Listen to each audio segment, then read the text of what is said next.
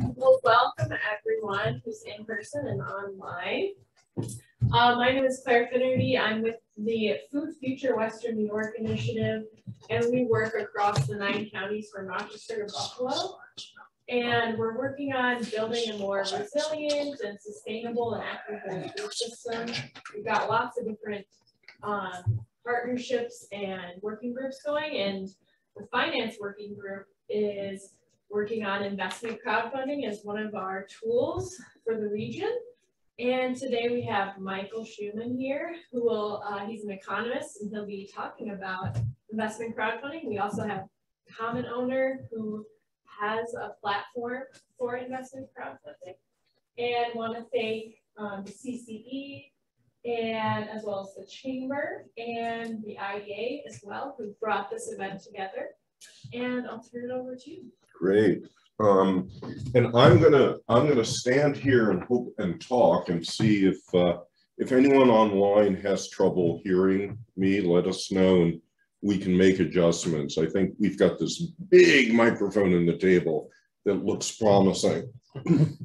So tonight we're going to do really a 3-part show.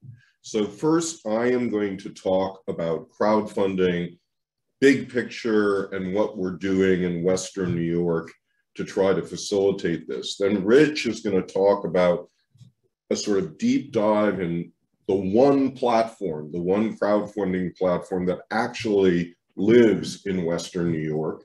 So it's a good connection to this, and hopefully some of you might be interested in using the Common Owner platform if you need to raise additional capital for a business or your farm. And then the last part is just really open for comments and for questions. And, you know, we'll stay as long as you folks have questions. You might just want pizza and leave, and that's okay too. So we have titled this Investment Crowdfunding 101, New Ways of Expanding the Western New York Food System. And all right, now it's gotten stuck. Let's see if we can get it to move. Next, go to next.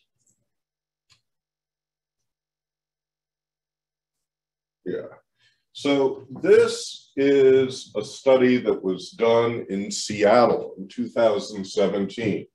And it's looking at how money moves through a grocery co-op called the Central Co-op. And basically what it shows is that every dollar that comes into this co-op, 48 cents recirculates in the Seattle economy. And if you look at a similarly sized chain grocer, it's really only about half as much money stays in the Seattle economy. So every time a Seattle resident mindfully spends $1 at the co-op, which is locally owned, rather than the chain grocer, Seattle enjoys 2 times the job effects and 2 times the income and wealth effects and 2 times the tax collections. And the reason is that there's a multiplier effect. And when you spend more money locally, it generates income, jobs, and wealth. And there have been about 24 of these studies done in the last 20 years, comparing similar businesses, one locally owned, one not. They all show that the locally owned business or industry will generate 2 to 4 times the jobs and other economic development impacts. You really can see this in a study that was published in the Harvard Business Review in the summer of 2010. And it's a look at communities across the United States. And what it found is that in those communities with the highest density of locally owned business, there is the highest per capita job growth rate. But not just that, this study from the Federal Reserve of Atlanta in 2013 looked at counties across the United States. And in those counties with the highest density of locally owned business, there is the highest per capita income growth rate. So in other words, if you want to lower levels of poverty, raise levels of social equality. Locally owned businesses are really your best ticket for doing so. But here are some other fun facts about local businesses in the US economy. So generally speaking, locally owned businesses are responsible for 60 to 80% of any given part of the US economy's jobs. It depends how you define local. That's why there's that variation there. In a rural area like we're in today in Wyoming County, that percentage is even higher. It could be, well, 90 or 95%. The most profitable businesses are not Fortune 500 companies. The most profitable businesses have 10 to 20 employees. That's often a kind of shocking data point for people. If you look at household assets, today they basically total over $70 trillion. So $70 trillion are what all of us have in stocks, bonds, mutual funds, pension funds, and insurance funds. Now, here's the thing. If we had a well-functioning capital market system, 60 to 80% of the $70 trillion would be going into local business. But in fact, what's going into local business of this is well less than 1%. So we have a huge market failure, and we have to figure out a way to fix this failure. One thing that I often do with groups, this group may be large enough, so let's just ask the question. Those of you with any form of pension savings, how many of you have at least 1% in locally owned business? Okay, I know one hand going up in the room. What are you invested in? Farmland. Farmland, okay, good. This is common, okay? So we could be in a room of 100 or 200 people and maybe 2 or 3 hands would go up. But it really just shows that despite our knowing that local businesses are most of the economy, the most important source of creating wealth in our economy, they are profitable, they're competitive, and yet we are systematically over-investing in Fortune 500 companies and under-investing in the businesses that are essential for well-being. So we got to fix this problem. The reason we have this problem is securities laws that were enacted in the Jurassic period of the 1920s and the 1930s. And the securities laws basically created 2 classes of investor. So if you're Gordon Gekko, in the upper 5% of income and wealth, you are allowed to invest in anything, anytime, no questions asked. If you're in the other 95%, I am, most of us are, I suspect, you are an unaccredited or non-accredited investor.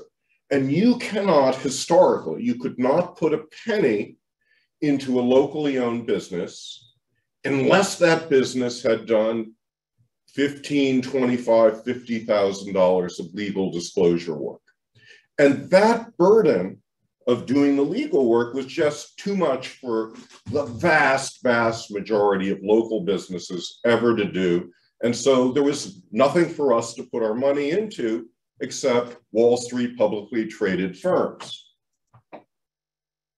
If we could fix this capital market failure, if we could get 60+% of the $70 trillion moved from Wall Street to Main Street, it would mean the availability of new capital for food and farm businesses and all kinds of local businesses that would be, in even a community like this, in the millions or tens of millions of dollars. Take your population, multiply by $100,000, and that's really the meaning of fixing this problem, because that money could be available for expanding locally owned business. But you don't need perfection in order to accomplish a lot. This is a study that I did in Northeast Ohio 10 years ago with 2 other people called the 25% shift. We studied what would be the impacts of residents of greater Cleveland shifting 25% of their food spending from non-local food to local food.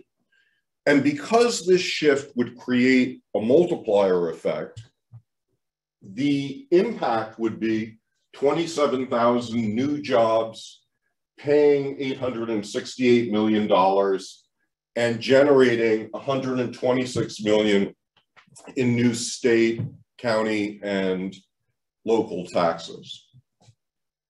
This is a pretty big bonanza. But to achieve this, of course, you would have to invest in new or expanded local food businesses. So we calculated that that additional investment would be about $750 million. Now, $750 million is this stripe over here. It is 1% of what Clevelanders have in their bank accounts and 1/4% of what they have in their pension funds. So in other words, if you want 27,000 new jobs with localization of your food system and $126 million more taxes for your state and local government, well, all you have to do is shift 1/4% of your pension portfolio. So I think these data are reminders of the power of our money and moving it just a little bit in the right direction. Now, I want to speak to the particular importance of food and farming businesses. So most of us here are connected with food or farming businesses. We're in a part of the country where the food and farming businesses are a major part of the economy. And it's particularly important in thinking about how to move a typical investor from Wall Street to Main Street. Because for a typical investor, a food business or a farm business is something that they viscerally understand in a way that investing in, like, a technology platform generally, or an app on your phone, that's a little more abstract. But food is really very specific, and people understand in their gut the importance of good food and good food systems. Another thing that's really important about focusing on food is that while it's true for the average family, about 10% of what they spend every year is on food, but for people at the lowest decile, the lowest 10% in the income ladder, they're spending almost half their money on food.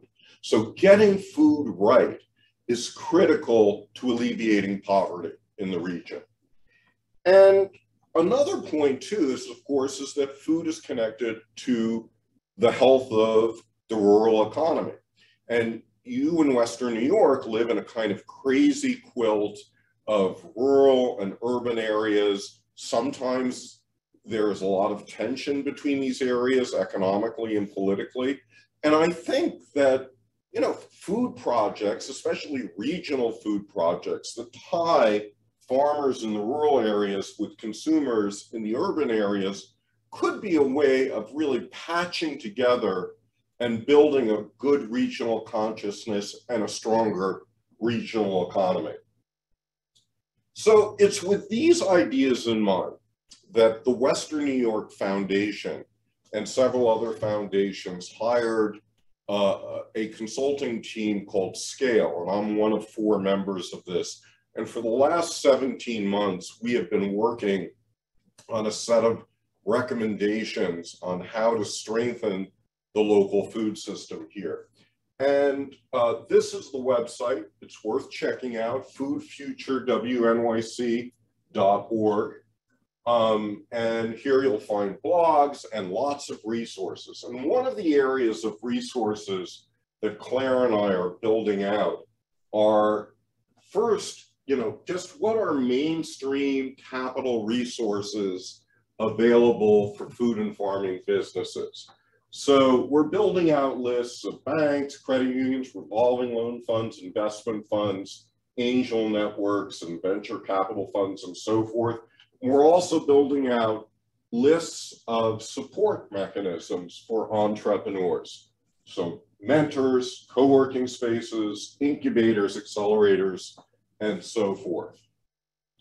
So let's reflect on some of what we know about the mainstream resources that food and farming businesses are encouraged to embrace. Often we are encouraged to embrace things that are exceedingly unlikely to connect, okay? So the chance of a food and farming business getting a penny from an angel investor is probably less than 1 in 100. The chance of your getting any venture funding is probably less than 1 in 1,000. Your chance of getting any investment from local pension funds is about 0. And your chance of getting money from local foundations that are doing, say, PRIs, program-related investments, is also about 1 in 1,000. So these things often appear on economic development websites like, hey, if you're a local business, you can pursue all these things. No, these are all fundamentally dead ends. If you are a local business with some track record of operations, and if you have some collateral, there are some other options that do open up for you. Friends and family and close angels, they might talk to you. Banks might be willing to lend to you. Also, community development financial institutions. But if you're a startup business, if you're a business and you have very little banking history, which is true of a lot of urban entrepreneurs, you're out of luck. You're not going to get anything from these sources. There still are some other possibilities. There are community loan funds. There's a fund in Wyoming County. The Economic Development Corporation of Erie County has a fund. There are state and local programs providing grants and loans. But again, odds are against you in getting money from any of these sources. So given how the odds are stacked, it's really important to identify one source of capital that always is available. And that one source of capital is grassroots finance. It's the 95% of the public that's non-accredited. You can create opportunities for that public to invest in you. And one of the things that we've done on the website is we put in a lot of resources about how to do local investment in these local food and farming businesses. And I'll say more about this in a minute. The good news is that the law has changed recently to make grassroots investment cheaper and faster and easier. So this is the first and only time that I was in the Rose Garden. I took this picture with my crude iPhone. And this guy, President Obama, signed into law in 2012 something called the Jobs Act. The Jobs Act legalized investment crowdfunding. And the basic rules at that time were any company can raise up to $1 million. Any investor can put in up to $2,000. You had to do the transaction on a federally licensed portal. That is, like Common Owner, an entity that went through the process of SEC and FINRA, got approved, and then follows a very set procedure of bringing together these transactions. So the law was signed in 2012. The regulations went into effect in 2016. And in the 5+ years since then, here is the track record. More than 1 million people have put more than $1 billion into 5,000 companies nationwide, mostly smallish businesses. The average company that has successfully raised capital through crowdfunding has raised $340,000. The average investor is putting in over $800. The most successful entrepreneurs have been women and people of color. That is, those entrepreneurs who are most blatantly excluded from the existing capital market system have been the beneficiaries of this new option.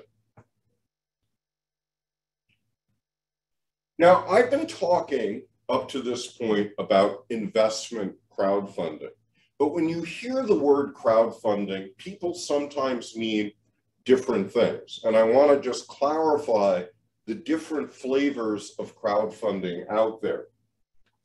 So there is donation crowdfunding, probably 1,000 websites out there that are doing some form of donation crowdfunding, but the sites you are most likely to be familiar with are Kickstarter and Indiegogo. There are sites like Kiva that facilitate interest-free lending to small businesses, often outside the United States. Because the loans are interest-free, just the principal is paid back, these loans are not regarded legally as securities and therefore are outside all of the demands of securities law.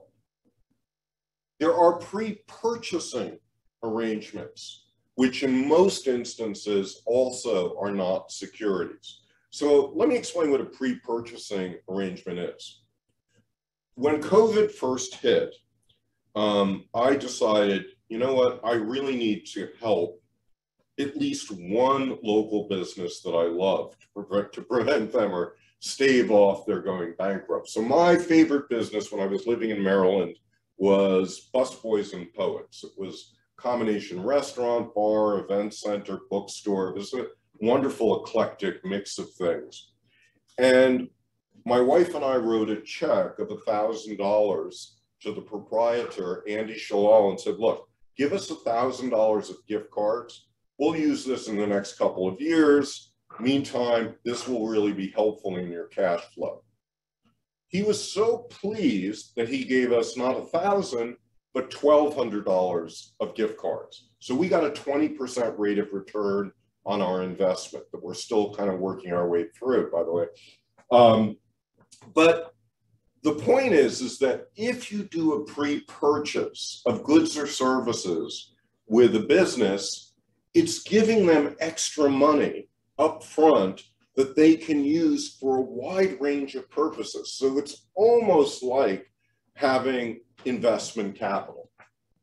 Another example of crowdfunding is peer-to-peer lending. So there are sites out there that you've probably seen, like the Lending Club or Prosper. And these platforms have gone through their own process with FINRA and the SEC, and they allow a lot of people, not all people, to participate in the lending. And usually it's individuals receiving loans, although oftentimes individuals use those loans for business purposes. So crowdfunding comes in many flavors, but we're going to focus mostly on investment crowdfunding because it's investment crowdfunding that really has the most flexibility.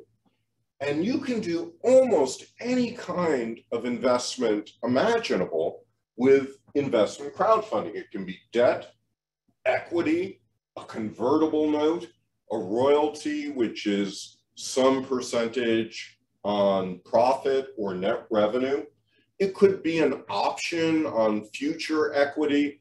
WeFunder has their businesses often issue what are called safe notes.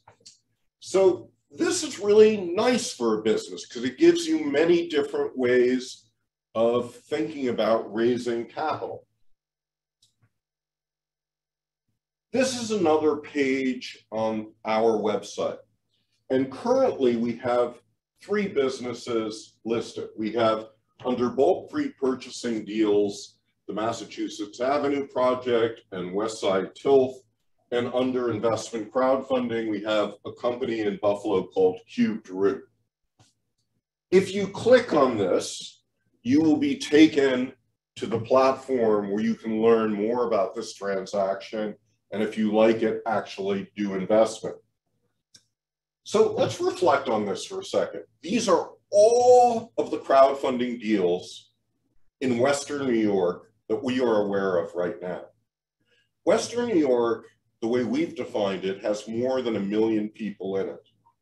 Honestly, there should be 50 to 100 of these kinds of deals listed up here. And the fact that there's only 3 is a result of the inattention that we as economic developers have given to this new tool of raising capital. And we want to change this. And if you're a local business looking for capital, I encourage you to work with us because we can help you market to investors out there by listing on this site. So I want to kind of wrap up by giving you 10 questions that you should really think about if you're serious about crowdfunding. So question 1, does your business have actual sales? So if your business is just a business on paper, a dream, it's hypothetical, you are probably not ready for crowdfunding yet. Number 2, do you have an expansion plan? No one is expecting you to grow like Microsoft. No one is expecting you to have a full-fledged 50-page business plan. But in 2 pages of bullet points, can you articulate what it is that's special about your good or service, what's special about your niche in the marketplace, and how you see your business growing in the next few years? Number 3, do you already have investors? If you have some investors, other investors are going to feel comfortable putting their money in as well. Number 4, is your business easy to understand? And I think most food and farming businesses are really easy to understand. If your business is like some high-tech invention, if it is crypto something or other, people aren't going to get it. And if they don't get it, they're not going to part with their money. Can you articulate in a 30-second elevator ride to a stranger what's special about your business and why they should invest? And if you can do that, again, you're a good candidate for crowdfunding. Number 5, do you have an engaged list of fans? Why do you need fans? Well, one of the misunderstandings about crowdfunding is the belief that if you just put your business on, say, Common Owner, well, millions of people will come to Common Owner and put money into you. No, that's not how it works. The vast majority of investors in your company will come from people you know who you have encouraged to go to Common Owner.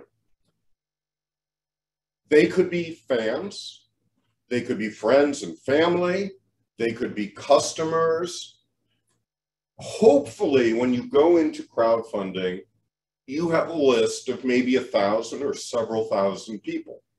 And then the next thing is to turn those several thousand people into several hundred investors. And that's where social media comes in. If you are proficient at social media, putting out messages, every day or every couple of days, you have the ability to start converting these fans into investors. Next, do you have clean books? Or do your accounts look something like this? Now, here's the thing. Unless you're raising $1 million or more, and by the way, last year, the SEC raised the ceiling on what you could do with crowdfunding from 1 million to 5 million. So if you're raising $1 million or more, you need an audit. If you're raising between 100,000 and $1 million, give or take, you need an accountant to come in and certify some of your numbers.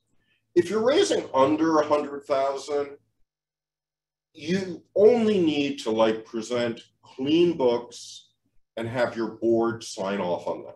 So it's not very expensive for most of you who are going to be raising less than $100,000. Another question, have you vetted your board? Have you vetted your management team? Because common owner, when you come to them, they will have to do this as well. Run criminal checks, maybe if there's some whiff of bankruptcy, they'll have to do that. So you want people who look really good on paper and who are trustworthy. Next, are there cheaper capital sources available? Crowdfunding is not very expensive, but it's also more expensive than someone just writing you a check for everything you need. So if someone comes to you and says, look, you're looking for 100,000, I'll give you the 100,000 at 2%, pay me back in 5 years. For God's sake, take it, you know, this is great, do it. Don't bother with all this other stuff. But if you've heard no from all these other places, then yes, crowdfunding is an important option. Finally, do you have a reporting plan? So as long as you are in some kind of investment relationship with these people who are putting money into your company, you have got to report to them annually. So say you have a 5-year loan. Well, every one of those 5 years, you're going to have to do an annual report. 4 final points that I want to make. First of all, I hope that any of you who are raising capital at least consider this option for raising capital. You may turn out to choose something else, which is great, but at least if you consider this, you always will have one option on the table. Second, when I look at the to-do list that I kind of laid out, the single most important thing is building your list. Because honestly, if you have 10,000 fans, raising capital is going to be really easy. And if you have no fans, it's going to be really hard. So think about how you can build your fan base before you engage in crowdfunding. Number 3, raise just what you need. If you need 100,000, don't go for $500,000. You really want to set a realistic goal. And if you need more money later, you can always come back and do a second raise or a third raise. And in fact, point 4 is it may be smart to think about doing multiple raises. And that is, you know, maybe the first raise you do is 50,000. There's a company that I worked with called Neighborhood Sun, and they started with a listing of 50,000. They sold out in like 2 or 3 days. And they said, you know what, maybe we need to increase this to 100,000. By the time they were done modifying their raises and doing new raises, they had raised $1 million. So I think, you know, start small and modestly and then build out through multiple raises. So I'm going to stop there. This, by the way, is for those of you online, this is my calling card, my phone number, my email address, my website, some books that I've written. So I'm going to pass it over to Rich. We're going to hear what common owner has to offer, and then we'll open it up for questions. So anyone with questions, write them down, put them in the chat. Keep them in your memory, and we will get to them. Over to you, sirs.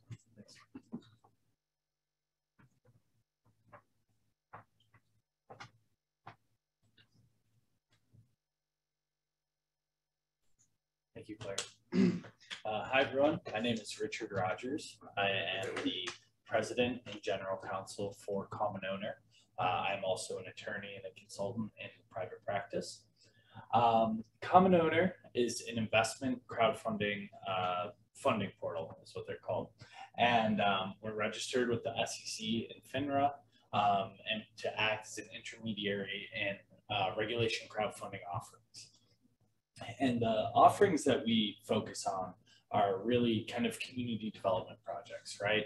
So we're not really looking for the next kind of tech innovation or kind of device, right? We're trying to help folks redevelop property in their community, to start small businesses, to occupy kind of vacant spaces in downtowns and things of that nature.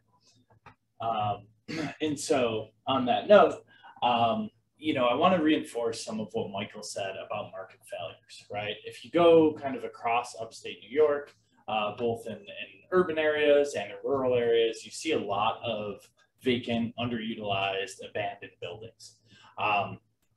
And in many cases, this is a result of, you know, the market and the economy kind of passing these places by, you know, economic transitions over time.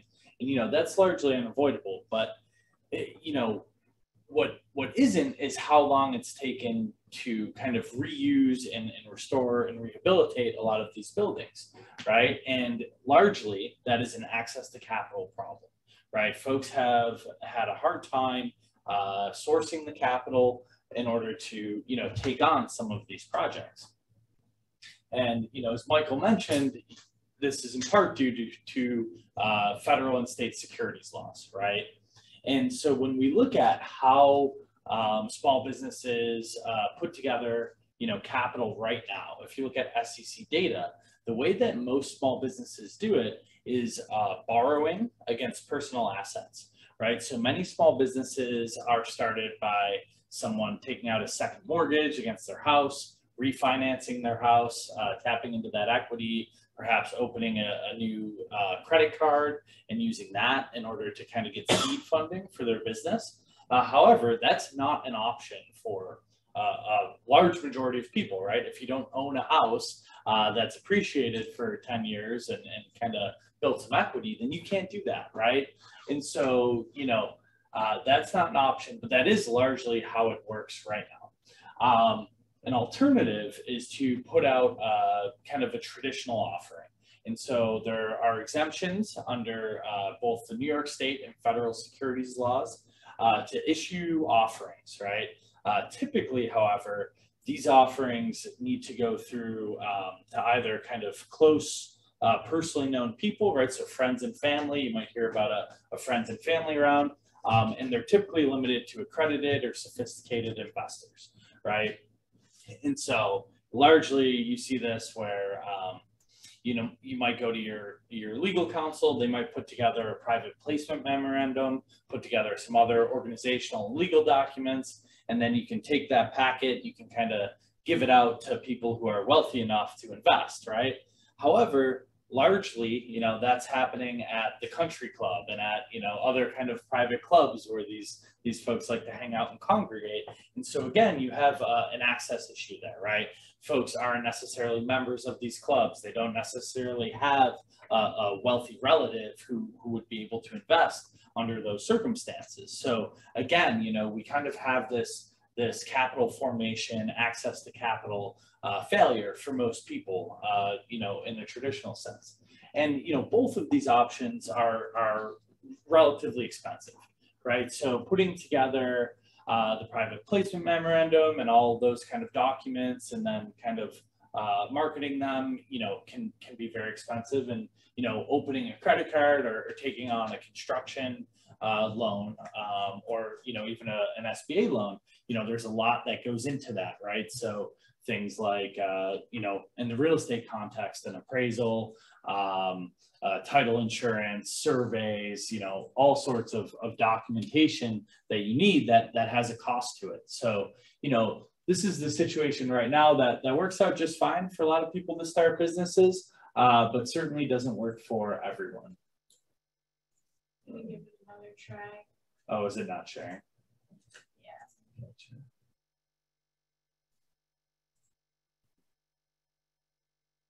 Might have to put mine out of, take mine I think off. How does that work?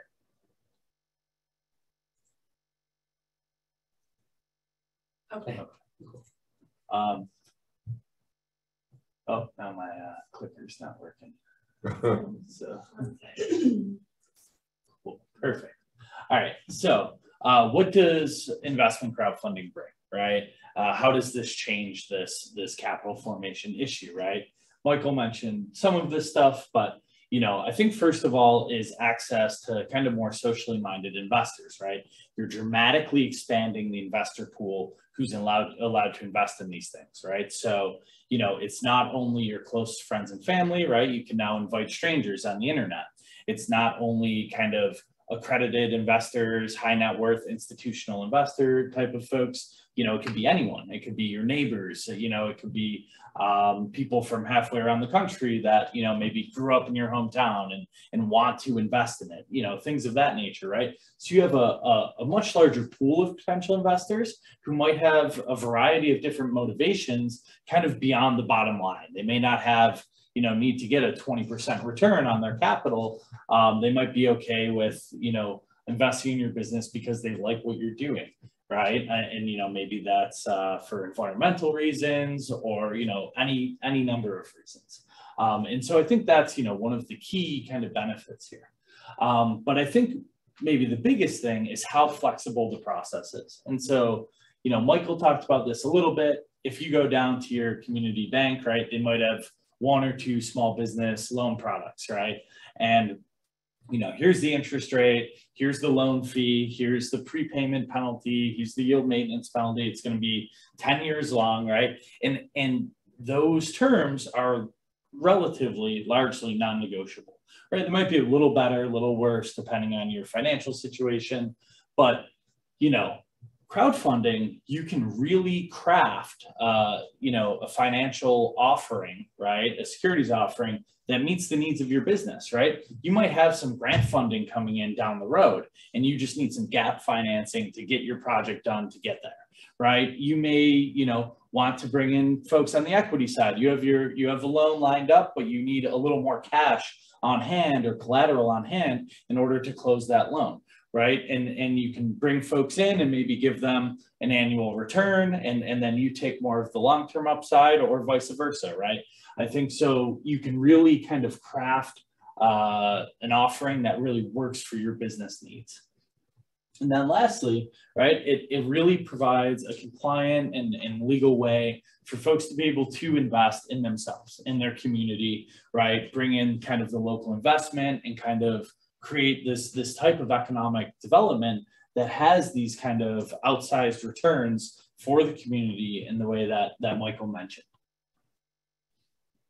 That being said, there are a lot of rules and regulations and requirements for investment crowdfunding campaign, right? So first of all, you do need to go through a qualified intermediary. So either a registered funding portal or a registered broker dealer who's kind of gone through the SEC and FINRA process in order to act as an intermediary in one of these transactions. You can't just put up, a Facebook page and say, invest, send us the check, right? These are highly regulated, highly monitored transactions.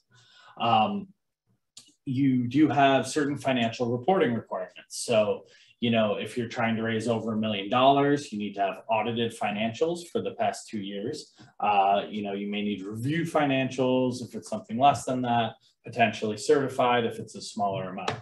So, you do have to kind of have your books in order, as Michael said, maybe hire an accountant to look over them. And then, after the offering's complete, while those securities are outstanding, if they're debt notes or if they're, shares of stock, or LLC interests, right? You do have to file a form each year. It's not a particularly long form, right? But you do have to kind of keep the SEC apprised of kind of what's going on with your financing to essentially show you haven't kind of run off with the funds, right?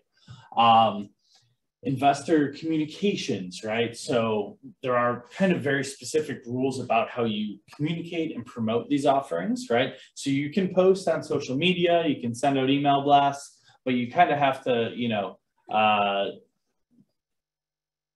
include certain information in those communications, right? You have to direct people to the offering page so that they have a complete picture of what's going on. You can't just say, hey, invest in the greatest brewery in Western New York, right? You have to give them a link that brings them to the page so they can kind of see all of the risks that are involved with the investment, in addition to kind of the exciting upside kind of stuff.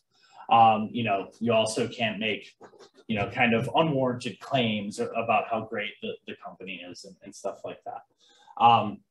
And then lastly, you know, you do need to disclose the risks, right? So, you know, once you hire a securities counsel, they'll help you kind of identify the risks of your business. But, you know, things like real estate, right? In 2008, you know, there was a lot of lost real estate value, right? So you want to make sure that you're covering all your bases, so that your investors, when they invest, they know what they're getting into, right? You don't want to kind of mislead people. You want them to understand, you know, the risks of investing in your business. So, you know, there have been some really exciting developments. You know, Mike kind of spoke of the timeline, the Jobs Act, you know, 2012, 2013, regulation crowdfunding, the final regs weren't until 2016. And just in 2020, there were some changes across all of the exempt offerings, but especially in regulation crowdfunding, that make it a lot more appealing for issuers today.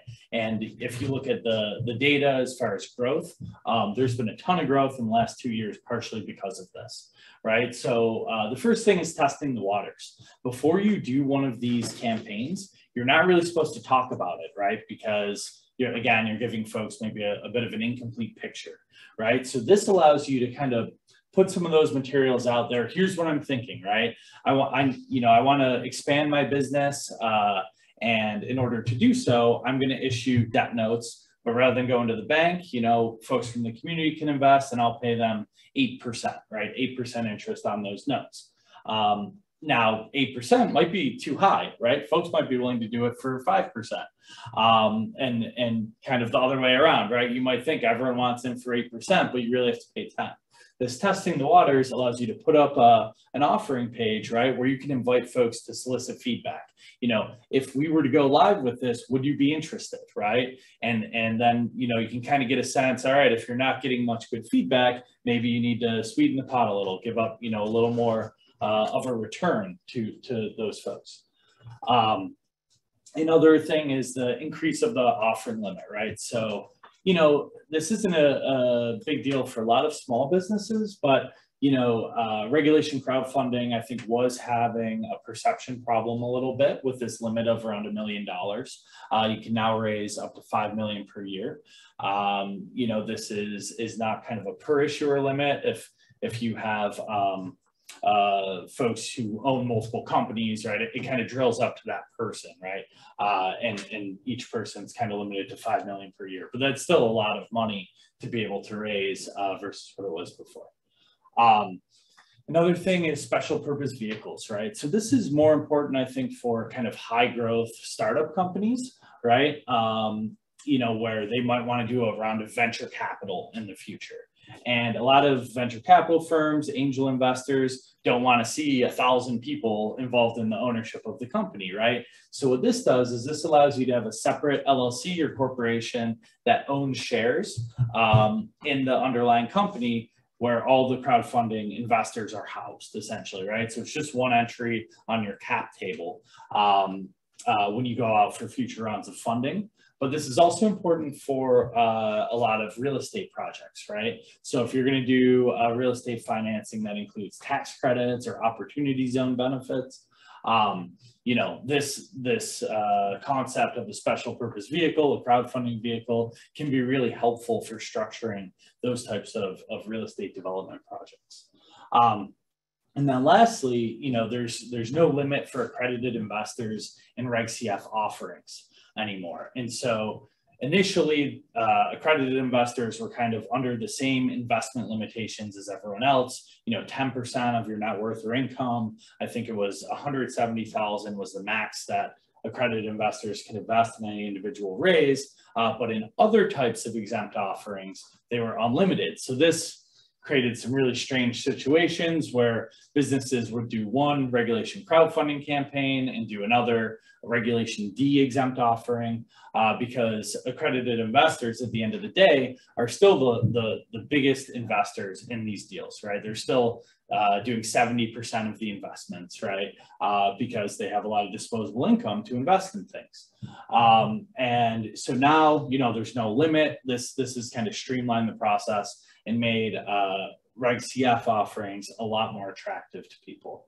In addition, there were some other changes around the investment amount. So in some cases, rather than the lesser of 10% of someone's net worth or income, they can now invest the greater of 10% of their net worth or income. So folks with a lot of student loans, for example, this allowed them to invest in these types of projects. So, again, I think setting expectations is really important for us as a company. We see a lot where folks think, okay, if I put my offering up, I'm done, right? I pay you guys a fee and you're going to get this fully funded. And that's not how it works, because the SEC and FINRA have put certain obligations and requirements on the funding portals to act as an intermediary, right? We do have to look out for investors. We're not kind of only working for the issuers. And because of that, there are certain things we can do. We can provide forms and templates, and we can help issuers structure their offerings, but we can't be lighting up social media, telling everyone, go invest in this, right? And so, we can help, but we're not working alone, right? It's really up to the issuer to put together their list of their fans, of their customers, and, perhaps they engage a marketing firm to help them do that, make a video, help refine that list, work on these ads. But, there are certainly limits what the portal, can do. And, again, I think particularly with me being an attorney, we run into this a lot. The funding portal's not your legal counsel. They're not your accountant. They're not your financial, advisor, right? You do need to hire professionals, right? To kind of, work in the best interest of the issuer in those roles, right? To help you prepare your documents and look over your financial statements. And so as far as fees go, this varies pretty dramatically, I would say, based on how much you want to raise, right? Because there are certain things that get triggered as you start to raise more money. But if you're trying to raise around, $1 million, let's say, you might see something like this, right? You're going to want to hire, you're going to have to hire legal counsel to prepare the Form C and some of the disclosure documents. Most portals do have an upfront administrative fee to kind of help you get through the background checks and some of the documentation you need to have for FINRA. And then, there's also marketing costs and accounting costs. Marketing varies wildly. Legal actually also varies wildly. I've seen folks put together Reg CF campaigns for $1,000 to $2,000 in legal, and then I've seen bids for $30,000 to $50,000. So there's a lot of variability here, and it makes sense to kind of shop around a little bit. And same thing with marketing, right? Are you going to do a full-blown film, right? There's obviously some additional costs there, and those costs are all kind of front-end costs to get you going, and that's largely where most of the costs are if the offering before it goes live. During, unless you need to amend the offering to extend the time period, there's not all that many fees during you do have to hire an escrow provider. The portals are not allowed to hold the funds of the investors. It has to go through a third party kind of bank or escrow agent. And then afterwards, if the offering is successful, the portal typically charges a percentage-based success fee. And then, there's a couple other fees on the back end that you might want to consider. But again, not every offering, for example, needs cap table management, right? Kind of depends on the type of business you are and whether you're planning to expand further. One thing I would note is regulation crowdfunding is growing dramatically, right? When we kind of first got into this, 3 to 4 years ago, and kind of took the initial steps, no one knew what we were talking about, right? You know, they would think, oh, this is like Kickstarter. It's like, well, not exactly. You're actually selling ownership in your company, right? And people would look at us like we were crazy. But over the past few years, you know, I think largely due to some of the regulatory changes, it's really starting to catch on, right? Folks are using the internet for more kind of financial things. And I think, you know, people are becoming more and more comfortable with this as, you know, businesses successfully raise money using this approach. So in 2019, the SEC directed kind of a focus group to do a report back to the commission on statistics in regulation crowdfunding. And so that's where a lot of these stats come from. And, you know, at that time, the typical investment amount was around $1,300. As Michael mentioned, that's now down closer to $800 per the typical investor, right? And, you know, I think it was only around 200 million in 2019. We're now up around $1 billion, right? So this is a drastically, you know, dramatically growing field, 40% a year between 2016 2019. And I think it's going to continue to become more normal for people to kind of at least consider this approach to raising money. So lastly, a bit of a plug for our company, Common Owner, right down the road in Buffalo. Our onboarding fee is $2,500, you know, which, you know, is pretty standard, I would say, in terms of an onboarding fee. But our success fee is only 3.5%, which is far lower than most of our competitors who are more, you know, 5 to 10%. And so we take 1% of that in the securities that the investors take. So, you know, if you're offering debt notes at 7%, we would take a debt note at 7% for that portion of our fee. And then the other 2.5% would be due upon successful completion of the offering in cash. We do have a lot of kind of organizational structuring knowledge. I'm one of a couple attorneys on our team. We can kind of help you on the front end, you know, kind of consider, you know, what is a convertible note, right? Is that the right fit for me? Do I want to look at doing a SAFE or a revenue sharing note? You know, we do a lot of these kind of financial products, and we can kind of help you kind of consider a variety of options as you're thinking about what's best for your business and your goals and needs. And then lastly, you know, we really are in this for, you know, the community development kind of purpose of it, right? We want to see businesses, you know, utilizing underutilized space. You know, we want to see development happening, but we want to see that real estate development, you know, we want to see folks in those neighborhoods, in those communities involved, so they benefit as buildings are redeveloped in their neighborhoods and that wealth isn't being extracted, right? And so that is my presentation. I'll invite Michael back up for questions, but our contact info is up here. If anyone has any questions, comments, feel free to shoot us an email at any time.